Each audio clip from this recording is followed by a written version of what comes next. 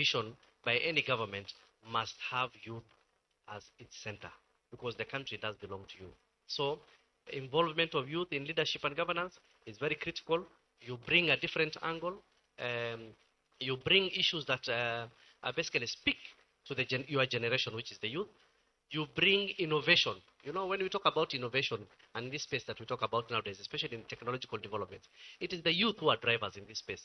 It will be very difficult for people who are not in that age bracket to be able to conceive and implement those ideas if you do not involve the youth. So there is a role that youth can play in leadership and governance, and it's important that we engage the youth. And you can see that this is a government that listens. I actually want to buttress the point that was made by the government spokesperson, that you can see this is a government that listens to the youth. Majority of the critical issues which are raised by youth during the protests were responded to adequately by His Excellency the President, and they continue to.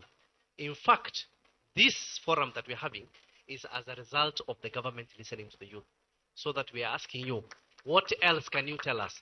What else do you want us to do? And this is happening countrywide. It's happening in every region.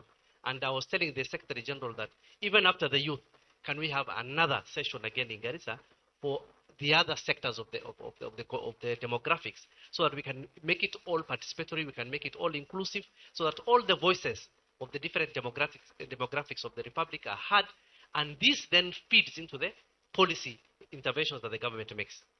To the question of labor mobility, I want us to understand one thing, that the greatest, because the second point I was going to make was on the point of university model. Just my 2 cents. I know that the prof has elaborated significantly on it.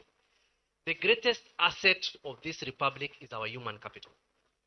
It is our human capital. It is what places us as competitive, gives us a competitive advantage over everybody else. The hard work and literacy levels and the knowledge of the Kenyan people is one that is appreciated globally. Labor mobility, therefore, is a phenomena, it's an international phenomena that is not unique to Kenya. Labor migration and labor mobility has been happening since time immemorial. It is more pronounced now because there is globalization. Therefore, it's easier for someone who is in Indonesia to look for labor even in East Africa that is affordable, that is fit for purpose, that is competitive, instead of one that in that region that they are. That is why it's easier for us to find placements and jobs outside. However, there is a deliberate policy of our government in this space of labor migration and labor mobility.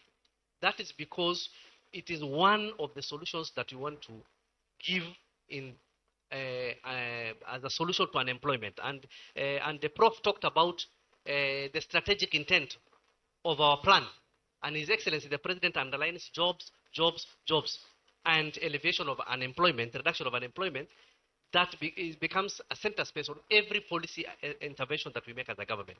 So when we are saying that our greatest asset is human capital, we have a youth bulge and unemployment, and that we are not able to sufficiently as an economy generate enough jobs to absorb what the market is producing, then it becomes inevitable for us to get opportunities for our people in first the East African region, and we have so many. You go to Rwanda, there are over 10,000 Kenyans who are working there. His Excellency President Kagame was telling my president in my presence once, thank you very much to Kenya, because from the time of the genocide when 1994 happened, Rwanda had no human capital to build a nation. And that Kenya played a significant role in almost all the sectors of that country to rebuild that nation. And that's what we do for each other in this region. You go to Uganda, you'll find there are 300, 400,000 Kenyans living there, working there. You look at most of the Kenyan businesses are regional. KCB is the largest bank in this region. So is Equity. Our insurance companies do the same thing. Our transport and logistics are everywhere. The people who man and work are also Kenyans alongside the others.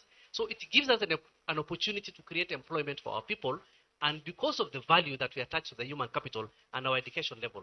So we as a government have therefore developed a specific policy. Now it's been turned to a sessional paper number 5 after it's been deliberated on by Parliament, and we are putting in place safe and secure methods, routes for our people to go outside there and fend for themselves. And it's important to know that this is a very important it's a very important step towards ensuring that we develop this country. You see, the diaspora